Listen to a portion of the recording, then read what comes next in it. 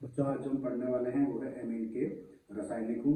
इससे पहले जो वीडियो थी मैंने आपको वहाँ पढ़ाया था कि एमीन कौन होते हैं, उनकी डिग्री क्या होती है, बनाने की विधियाँ क्या होती हैं, भौतिक गुण क्या होते हैं।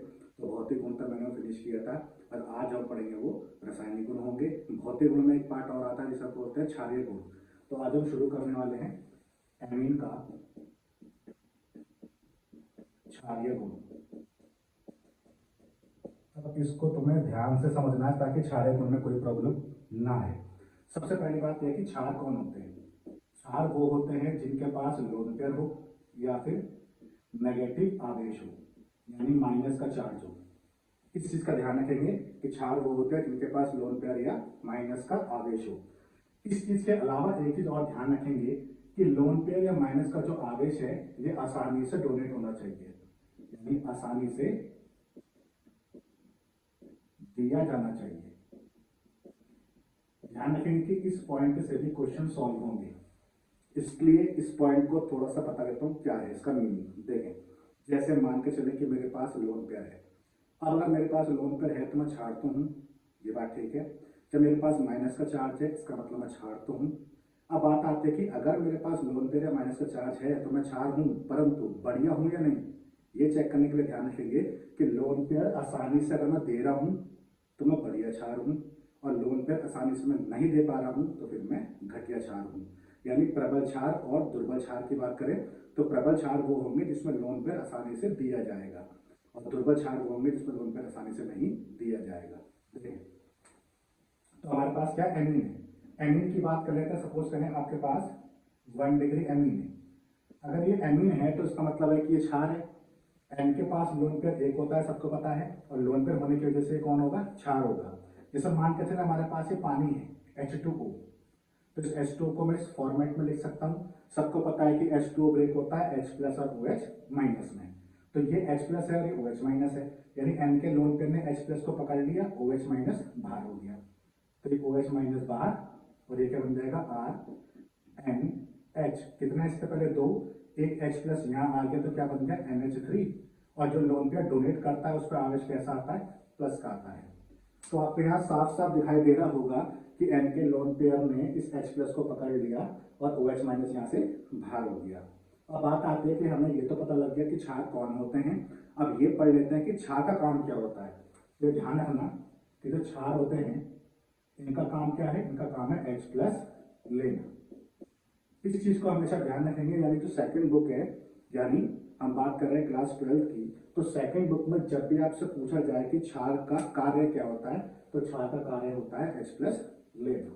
अच्छा, यहां से हम बात करें तो देखें, इसने जब H प्लस लिया तो ये सारी चीजें बनी, बाहर क्या हुआ, OH माइनस बाहर हुआ, यानी OH माइनस कौन होते हैं, क्षार होते हैं। अगर मैं यहां से स्थिरांक निकालू यानी K, तो K इज इक्वल टू सबने पढ़ा होगा, राइट हैंड साइड वाले को हम क्या बोलते हैं, उत्पाद, लेफ्ट हैंड साइड वाले को हम क्या बोलते हैं, अभिकारक बोलते हैं।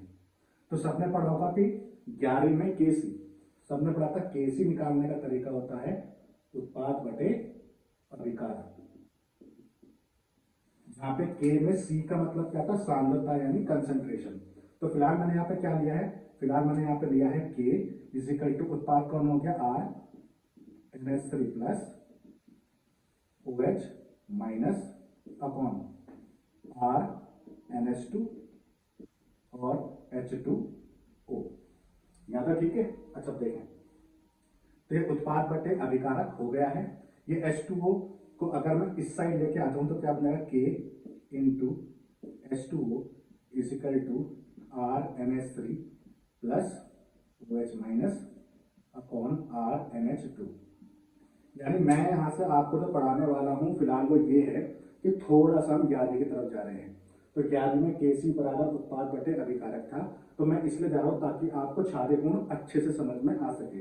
देखें, यहाँ पे जो पानी की मात्रा यूज हुई है वो लगभग ना के बराबर यूज हुई है, और पानी की मात्रा का लगभग ना के बराबर यूज होगी, इसका मतलब है कि पानी की जो वैल्यू है उसको कांस्टेंट यानी स्थिर मान सकते हैं। तो के को हम क्या बोलते हैं, स्थिरांक। पानी हमारा क्या होगा, स्थिरांक। तो स्थिरांक गुणा स्थिरांक, नया स्थिरांक आएगा, नए स्थिरांक को हम शो करेंगे केबी से। तो KB is equal to R NH3 plus OH minus upon R NH2। तो ये हमारे पास केबी की वैल्यू ये मैं तुम्हें केबी क्यों पढ़ा रहा हूँ, क्योंकि पेपर में क्वेश्चंस आते हैं निम्न में से किसकी केबी की मान की जो वैल्यू है वो ज्यादा होगी या कम होगी, या निम्न में से किसका केबी का मान कम होगा या किसका ज्यादा होगा। देखिए OH माइनस कौन होते हैं, क्षार। इस OH माइनस के सामने कौन है, केबी। जिसको ना पता वो ध्यान रखना कि केबी हम बोलते हैं क्षारीय स्थिरांक को, यानी केबी का जो मीनिंग है वो क्या है, क्षारीय स्थिरांक है। अच्छा देखें केबी के सामने कौन है, OH माइनस। इसका मतलब ये जो केबी है ये OH माइनस के समानुपाती है, यानी जैसे जैसे OH माइनस की सांद्रता बढ़ेगी वैसे वैसे केबी की वैल्यू भी बढ़ेगी। इसका मतलब अगर OH माइनस की सांद्रता बढ़ेगी तो क्षारीय गुण बढ़ेगा, क्षारीय गुण बढ़ेगा यानी केबी का मान भी बढ़ेगा। तो मैं यहां से बोल सकता हूं कि अगर केबी OH माइनस के समानुपाती है तो केबी फिर क्षार के भी समानुपाती होगा। यह आपके पास शॉर्ट एंड ट्रिक आ गई। यानी आपसे पूछा जाए प्रबल क्षार कौन होगा, तो प्रबल क्षार वो होगा जिसकी केबी की वैल्यू ज्यादा होगी, और आपसे पूछा जाए दुर्बल क्षार कौन होगा तो जिसकी केबी की वैल्यू कम होगी। तो यहां से आसानी से ध्यान रखना कि जिसके लिए केबी का मान ज्यादा होगा उसका क्षारीय गुण ज्यादा होगा, और जिसके केबी का मान कम होगा उसका क्षारीय गुण कम होगा। चलो देखें इसके अलावा हमने जो 11वीं पढ़ा था क्या था, हमने 11वीं पढ़ा था पीकेबी उल्टा होता है किसके, केबी के। अच्छा अब केबी और पीकेबी एक दूसरे के उल्टे हैं, और केबी समानुपाती किसका है, क्षार का। इसका मतलब है अगर केबी समानुपाती क्षार का है तो अगर मैं नीचे क्षार भी लिख सकता हूं या केबी भी लिख सकता हूं, यानी मैं इसको ऐसे भी लिख सकता हूं पीकेबी उल्टा है किसका, क्षार का। तो कुल मिलाकर तुम्हारे पास दो ट्रिक आई, एक ये आ गई, एक ये आ गई, और इसी को दूसरे फॉर्मेट में हम ऐसे भी लिख सकते हैं। तो इसका मतलब है ये दोनों एक दूसरे के उल्टे हैं, ये दोनों एक दूसरे के उल्टे हैं, ये दोनों एक दूसरे के समानुपाती हैं। अब बात आती है यहां से क्या, देखिए पीकेबी का मान जितना ज्यादा होगा उतना क्षारीय गुण कम होगा, पीकेबी का मान जितना कम होगा उतना क्षारीय गुण ज्यादा होगा, ये एक दूसरे के उल्टे हैं। तो मैं बोल सकता हूं कि अगर मुझे क्षारीय गुण यानी प्रबल क्षार चाहिए तो प्रबल क्षार के लिए यानी प्रबल क्षार के लिए केबी का मान कैसा होना चाहिए, अधिक। यानी यहां पे हम प्रबल क्षार के लिए केबी का मान अधिक होना चाहिए। अब यहाँ पे क्षार और पीकेबी उल्टे हैं तो पीकेबी का मान जितना कम होगा उतना क्षारीय गुण ज्यादा होगा, यानी पीकेबी का मान हमें कम चाहिए। इस पॉइंट से भी हम बहुत सारे क्वेश्चन सॉल्व कर सकते हैं, इस चीज का ध्यान रखेंगे। तो आई होप यहां तक आपको समझ में आया होगा। ये मैं इसलिए पढ़ा रहा हूं क्योंकि यहां से बहुविकल्पीय प्रश्न आते हैं जो हमें डायरेक्टली सॉल्व करने होते हैं। आपको सिर्फ इतना चेक करना है कि प्रबल क्षार कौन होता है, जिनके केबी की वैल्यू ज्यादा होगी या पीकेबी की वैल्यू कम होगी, तो उस समय ये चेक कर सकते हैं। चलो अब हम बढ़ते हैं अपने मेन पार्ट पे।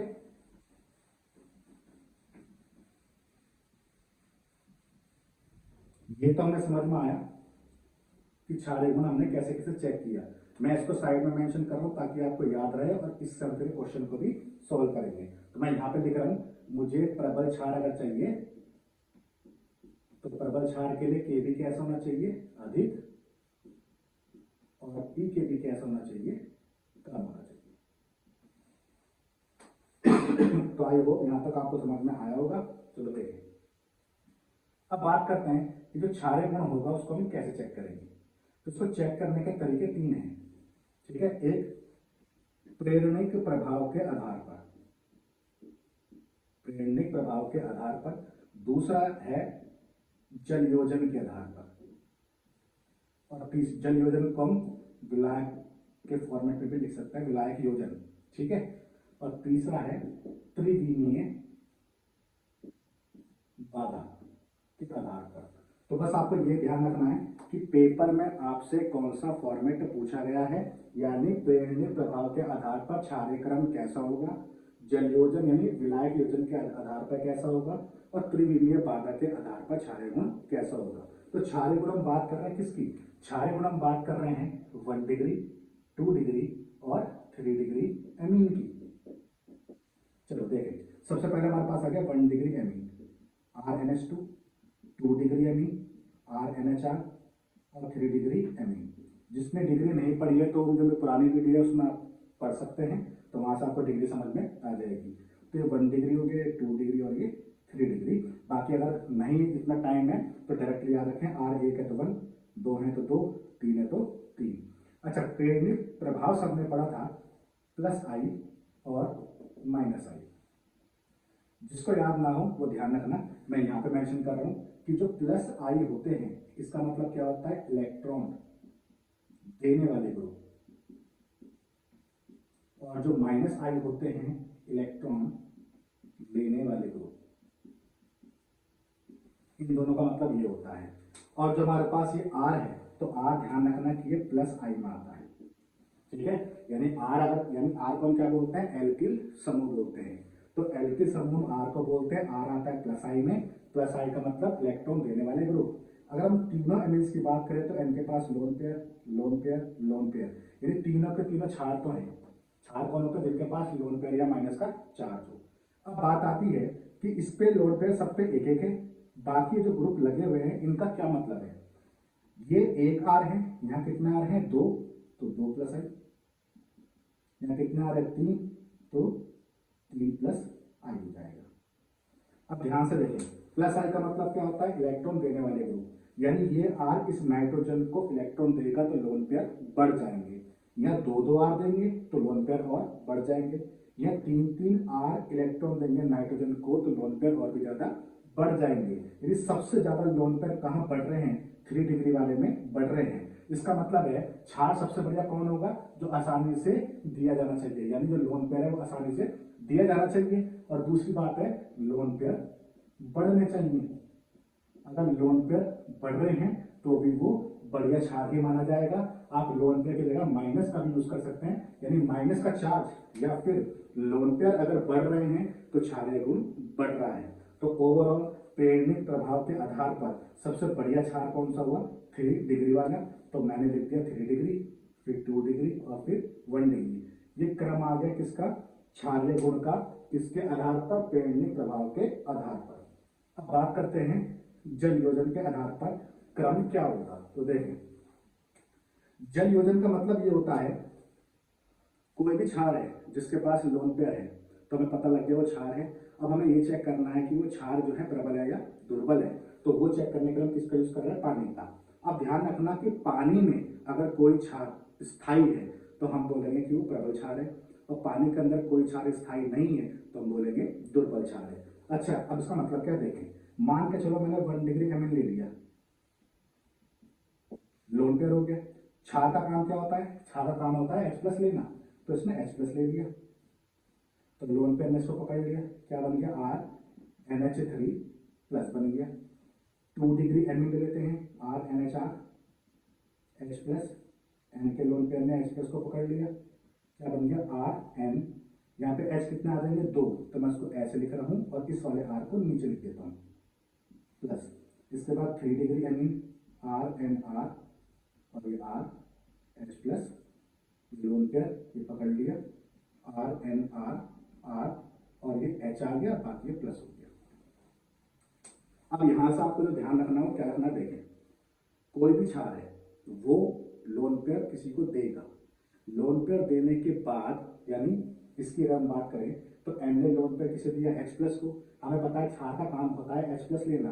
अब बात आती है कि अगर मान के चलो मैं ही क्षार हूं और मुझे H प्लस लेना है तो मैं क्यों लूं, ताकि मैं स्थायी हो जाऊं। इसका मतलब मैं पहले स्थायी नहीं था। तो ध्यान रखना, बढ़िया क्षार वो होता है जो H प्लस लेने के बाद अपने आप को स्थायी महसूस करे, तभी तो H प्लस लेने का फायदा है, तभी हमारे क्षारीय गुण बढ़िया होगा। इसका मतलब है यहाँ पे जो आपको चेक करना है वो ये चेक करना है कि H प्लस लेने के बाद कोई भी क्षार पानी के अंदर स्थायी है या नहीं है। अगर पानी के अंदर स्थायी है तो H प्लस लेने का फायदा है, और पानी के अंदर स्थायी नहीं है तो H प्लस लेने का फायदा नहीं है। तो इस चीज का ध्यान रखना, जो भी बढ़िया क्षार होते हैं, जो भी बढ़िया अम्ल होते हैं, वो कब कार्य करना पसंद करते हैं, जब वो अपने आप को स्थायी महसूस करेंगे। तो ये 1 डिग्री, 2 डिग्री, 3 डिग्री एमिन कह रहे हैं, हम H प्लस लेने के बाद पानी में चेक करना चाहते हैं कि हम स्थायी हैं या नहीं है। तो देखें, सबको मैंने पढ़ाया था प्रीवियस लेक्चर में कि हाइड्रोजन बंध कब बनता है। अब देखें यहाँ कितने H हैं, इनके पास 3, इसका मतलब यहाँ पे 3 हाइड्रोजन बंध बनेंगे। यहाँ कितने H हैं, 2, तो यहाँ पे 2 हाइड्रोजन बंध बनेंगे। यहाँ कितने H हैं, 1, तो यहाँ 1 हाइड्रोजन बंध बनेगा। जिसको हाइड्रोजन बंध के बारे में जानकारी नहीं है, जिसको है वो तो बढ़िया है, बट जिसको नहीं है तो मैं हाइड्रोजन बंध की वीडियो पहले डाल चुका हूँ, तो आप वहां जाके देख सकते हैं।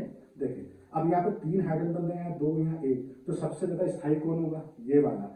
हमने पढ़ा है जितने ज्यादा हाइड्रोजन बंध बनेंगे वो अणु उतना ज्यादा स्थायी होगा।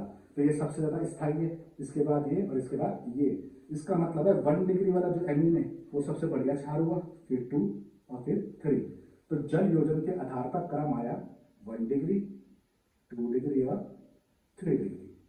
तो आई होप यहां तक आपको समझ में आया होगा। अब बात करते हैं त्रिविमीय बाधा की।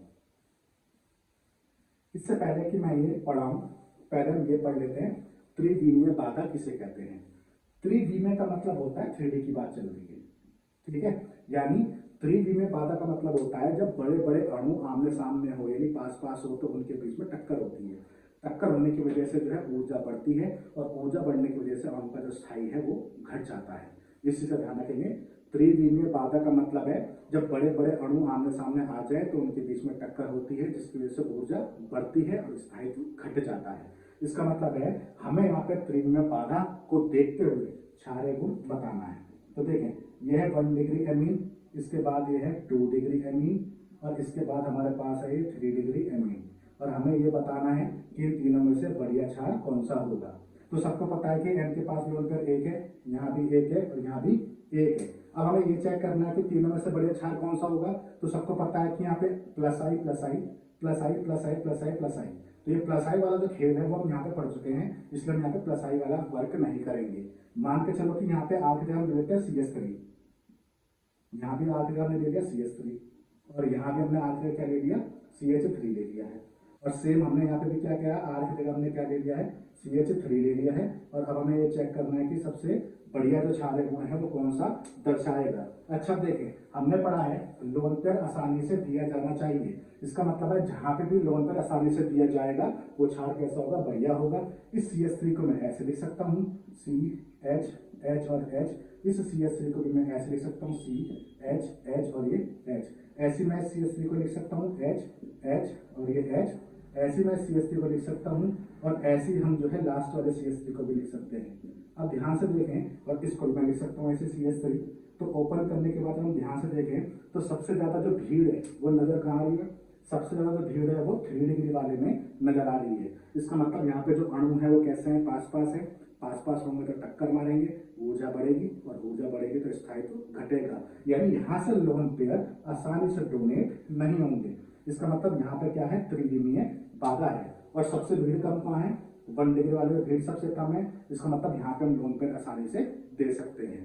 तो इस चीज को डायरेक्टली या ट्रिक से याद करने के लिए ध्यान रखेंगे। त्रिविमीय बाधा का मतलब है भीड़ भड़ाके वाली जगह, यानी जहाँ पे भीड़ होगी। तो सबसे ज्यादा जो भीड़ है वो कहाँ है, यहाँ है। इसका मतलब है एन के लोन पर आसानी से दिए नहीं जाएंगे। इसका मतलब यहाँ पे क्षारीय गुण कैसा होगा, कम। सबसे ज्यादा यानी सबसे कम जो भीड़ है वो कहाँ है, फर्स्ट वाले में है, क्योंकि यहाँ पे सिर्फ CH3 है। इसका मतलब है भीड़ नहीं है ज्यादा, तो यहाँ से लोन पर हम आसानी से दे सकते हैं। इसका मतलब इसका क्षारीय गुण सबसे ज्यादा होगा। तो त्रिविमीय बाधा के आधार पर जो क्रम आया वो 1 डिग्री, फिर 2 डिग्री और फिर 3 डिग्री आया। तो आई होप यहाँ तक आपको समझ में आया होगा। तो हमने इन तीनों की बात करी, तीनों के हिसाब से क्षारीय गुण क्या होना चाहिए। अच्छा अब देखें इन तीनों में एक चीज कॉमन है, देखो सेकंड नंबर पे 2 डिग्री, सेकंड नंबर पे 2 डिग्री, सेकंड नंबर पे 2 डिग्री। यानी अगर मैं क्षारीय गुण ओवरऑल बताऊं तो ओवरऑल जो क्षारीय गुण होगा वो 2 डिग्री वाले का सबसे अधिक होगा। ये ध्यान रखना है कब हम बोल रहे हैं, जब हम ओवरऑल तीनों की बात करेंगे कि तीनों को एक साथ अगर हम नोटिस करें तो क्षारीय गुण सबसे अधिक किसका होगा, तो ध्यान रखना 2 डिग्री वाले का सबसे अधिक होगा। अब बात आती है केसेस की, यानी कुछ केस ऐसे हैं जो स्पेशल हैं और जिनसे हमें क्षारीय गुण को चेक करना है। क्वेश्चन में भी करेंगे, केबी के भी करेंगे, पीके के भी करेंगे, ठीक है। देखें इन तीनों में ओवरऑल समझ में आया कि क्षारीय गुण सबसे बेस्ट किसका होगा, 2 डिग्री का होगा। बट इसके अलावा क्वेश्चन कैसे होगा, देखें प्रेरणिक प्रभाव गैस अवस्था में काम करता है। मतलब अगर पेपर में आ जाए निम्न में से कौन सा एमीन गैसीय अवस्था में सबसे अधिक प्रबल क्षार का कार्य करेगा या दुर्बल क्षार का कार्य करेगा, तो गैस अवस्था में प्रेरणिक प्रभाव कार्य करता है। ध्यान रखना, जैसे क्वेश्चन आपको दिया है निम्न एमीन में क्षारीय गुण गैसीय अवस्था में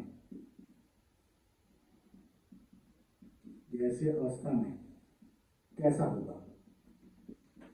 या आपको क्या लगाना है, क्रम लगाना है क्षारीय गुण का, किसमें, गैसीय अवस्था में लगाना है। ऑप्शन दिया है ए आपको CH3NH2, ऑप्शन बी दिया है CH3NH CH3, और ऑप्शन सी दिया है CH3N CH3 और CH3। तो ये तीन आपको एमिन दिए गए हैं और तीनों का क्षारीय गुण किससे पूछा है, गैसीय अवस्था में पूछा है। गैसीय अवस्था के लिए क्रम क्या है, 3, 2 और 1। तो इसकी डिग्री क्या है 1, इसकी 2 और इसकी कितनी है 3। इसका मतलब आंसर क्या हो गया, पहले सी, फिर बी और फिर ए। यहां तक आपको समझ में आया होगा। देखें, अब मान के चलें कि मैं इसी क्रम को केबी के टर्म्स में लगाना चाहता हूं, तो आ जाते हैं। ये हमने लगाया किसका, क्षारीय गुण का क्रम है, क्षारीय गुण का क्रम, तो वो ये आ गया। अब अगर मान लो मैं इसको केबी के टर्म में लगाऊं तो कैसा लगेगा, केबी समानुपाती है किसके, क्षार के। इन तीनों में सबसे प्रबल क्षार कौन सा है, ये, दुर्बल कौन सा है, ये। तो इन तीनों में सबसे ज्यादा केबी की वैल्यू किसकी ज्यादा होगी, जिसका क्षारीय गुण ज्यादा होगा। इसका क्षारीय गुण ज्यादा है, इसका मतलब इसका केबी का मान भी ज्यादा होगा। इसका मतलब केबी का जो क्रम आया वो क्या है, पहले सी, फिर बी और फिर ए आ गया। ये केबी के टर्म्स में हो गया, क्षार के टर्म्स में हो गया। अब मान लो पेपर पूछता है पीकेबी के टर्म्स में, तो पीकेबी और केबी एक दूसरे के उल्टे होते हैं। तो केबी का क्रम अगर ये है तो पीकेबी का क्रम क्या आ जाएगा, उल्टा, यानी ये पहला आ जाएगा ए, फिर बी और फिर सी। तो आई होप यहां तक आपको समझ में आया होगा। केबी, पीकेबी, क्षारीय गुण, गैसीय अवस्था, ये सब कुछ आपको डिटेल में समझ में आया होगा। अच्छा, अभी ऐसा है कि हमें क्षारीय गुण अभी और करने हैं, ऐसा नहीं कि इसमें में ही खत्म हो गया। देखें, तो जब भी तुमसे गैसीय अवस्था में पूछा जाएगा तो ये क्रम लगाया जाएगा। प्रेरणिक प्रभाव के आधार पर पूछा जाएगा, ये क्रम है। जल योजन या विलायक योजन के बेस पर पूछा जाएगा, ये क्रम है। त्रिविध में बाधा पर पूछा जाएगा तो ये क्रम है। अब कुछ स्पेशल केस है, देखें। मान के चलो अगर सारे जो आर हैं वो कौन है, यानी सारे एल्की समूह कौन से हैं, एथिल C2H5 हैं, तो क्रम क्या होगा। या सारे आर मैथिल समूह है तो क्रम क्या होगा। देखें, अगर सारे एथिल हैं तो क्रम होता है सटअप। ये मैं बता रहा हूं तुम्हें शॉर्ट एंड ट्रिक, ठीक है। सटअप का मतलब है सेकेंडरी, टर्शरी और प्राइमरी। सेकेंडरी का मतलब होता है 2 डिग्री, टर्शरी का मतलब 3 डिग्री और प्राइमरी का मतलब 1 डिग्री। तो जब भी एल्किल समूह सारे कौन होंगे, C2H5, तो ये क्रम लगेगा। जब सारे के सारे मैथिल होंगे तो बस इसको पहले ले आना, यानी सपट, यानी पहले सेकेंडरी यानी 2 डिग्री, फिर पी यानी प्राइमरी यानी 1 डिग्री और टी यानी टर्शरी यानी 3 डिग्री। तो ये क्रम हो जाएगा। ध्यान रखना, इससे बाहर कोई क्वेश्चन नहीं आते हैं। हालांकि हम क्वेश्चन अभी और करेंगे, पर तुम्हें इन चीजों को ध्यान रखना है कि सारे आर अगर एथिल हैं तो क्रम ये होगा, सारे आर अगर मैथिल है तो क्रम ये होगा। जैसे क्वेश्चन आपको दिया है, निम्न एमिनो को उनके क्षारीय गुण के क्रम में लगाएं। अच्छा, क्रम का मतलब है या तो बढ़ता हुआ क्रम लगेगा या फिर घटता हुआ क्रम लगेगा। तो हम कोई से भी क्रम यहाँ पे यूज कर सकते हैं, बढ़ता हुआ या घटता हुआ, ठीक है। देखें, अब एमिनो में कौन कौन से दिए, पहला दिया है CH3NH2, दूसरा दिया है CH3NH CH3 और तीसरा दिया है CH3NCH3 और ये CH3। अब डिग्री सबको पता ही है, ABC हमको दिया हुआ है। क्षारीय गुण का क्रम हमें लगाना है। ये मैथिल है, मैथिल है, मैथिल है, यानी ये वाला केस आ रहा है। तो इसमें ऑर्डर क्या होगा, 2 डिग्री, 1 डिग्री और 3 डिग्री। इसकी डिग्री क्या है, 1, इसकी 2 और इसकी 3। तो डिग्री के हिसाब से हम बात करें, क्योंकि सारे के सारे मैथिल हैं, तो इसका मतलब है पहले आएगा 2 डिग्री यानी पहले आएगा बी, फिर क्या आएगा 1 डिग्री यानी ए, और उसके बाद क्या आएगा सी यानी 3 डिग्री। तो फाइनल आंसर आपका ये हो जाएगा। तो ये एमीन के क्षारीय गुण का कौन सा क्रम है, घटता हुआ क्रम है, ठीक है। यानी ये क्रम हमने लगाया किसका, क्षारीय गुण का घटता हुआ क्रम। देखें, जो कि क्षार, अगर मैं केबी के टर्म में लगाऊंगा तो केबी समानुपाती है क्षार के, यानी ये ही क्रम लग जाएगा डायरेक्ट, बी, ए और सी। अब अगर मैं बात करता हूं पीकेबी के टर्म में, तो ये तो इसका उल्टा है, यानी बी के टर्म में पहले सी आ जाएगा, फिर ए और फिर बी आ जाएगा। तो आई होप यहाँ तक आपको समझ में आया होगा कि कैसे कैसे करना है। चलें अब और क्वेश्चन देखते हैं। क्षारीय गुण में आपको डिटेल में पढ़ा रहा हूँ ताकि कोई भी प्रॉब्लम ना आए, इस चीज का ध्यान रखना। ठीक है, मैं इसको यहाँ पे लिख रहा हूँ। जब सारे के सारे कौन होंगे C2H5 तो क्रम कैसा होगा, सटअप यानी 2 डिग्री, 3 डिग्री और 1 डिग्री। और जब सारे के सारे कौन होंगे CH3 यानी मैथिल तो क्रम क्या होगा, सपट यानी 2 डिग्री, 1 डिग्री और 3 डिग्री। मान लो अब की बार दिया है क्वेश्चन हमें, निम्न एमिनो को उनके क्षारीय गुण के बढ़ते हुए क्रम में लिखें, बढ़ते हुए क्रम में लिखिए। तो बढ़ते हुए क्रम में लिखना है, जैसे ऑप्शन दिया है ए C2H5NH2, ऑप्शन बी दिया है C2H5NH, C2H5, ऑप्शन सी दिया है हमें C2H5N, C2H5 और ये C2H5। तो 3 ऑप्शन हमें दिए गए हैं ए बी सी। देखें ethyl ethyl ethyl ethyl ethyl और एथिल। तो अगर हमारे पास एथिल होगा तो क्रम क्या होगा, 2 डिग्री, 3 डिग्री और 1 डिग्री। तो डिग्री की बात करें कौन सी है, 1 डिग्री, ये कौन सी है 2 डिग्री और ये कौन सी है 3 डिग्री। तो जब सारे के सारे एथिल होंगे तो क्रम हमारे पास क्या आएगा, पहले 2 डिग्री, फिर 3 डिग्री और फिर 1 डिग्री। अब ये जो आपको क्रम दिख रहा है ये घटता हुआ क्रम है, जबकि हमसे कौन सा क्रम पूछा है, बढ़ता हुआ। बढ़ते हुए क्रम का मतलब होता है घटिया से बढ़िया की तरफ जाना है। ठीक है, तो इन तीनों में अगर हम बात करते हैं तो सबसे घटिया कौन है इन तीनों में, ये वाला, यानी ये सबसे पहले लिखा जाएगा 1 डिग्री वाला, यानी ये। तो सबसे पहले मैंने लिख दिया ए। इसके बाद इससे बढ़िया कौन है 3 डिग्री वाला, यानी ए यानी सी। और इसके बाद कौन है 2 डिग्री वाला यानी बी। तो ये हो गया बढ़ता हुआ क्रम। ध्यान रखेंगे बढ़ता हुआ क्रम या घटता हुआ क्रम है तो जो भी आपको समझ में आता है वो याद कर लो, जस्ट उसका उल्टा कर देंगे। तो ये हमारे पास क्या है घटता हुआ क्रम, तो ये तो कौन सा हो गया बढ़ता हुआ। ठीक है, ये हो गया बढ़ता हुआ क्रम। तो घटता हुआ क्रम क्या होगा, पहले 2 डिग्री आएगा यानी पहले बी आएगा, इसके बाद 3 डिग्री आएगा यानी सी आएगा, और इसके बाद 1 डिग्री आएगा यानी ए आएगा।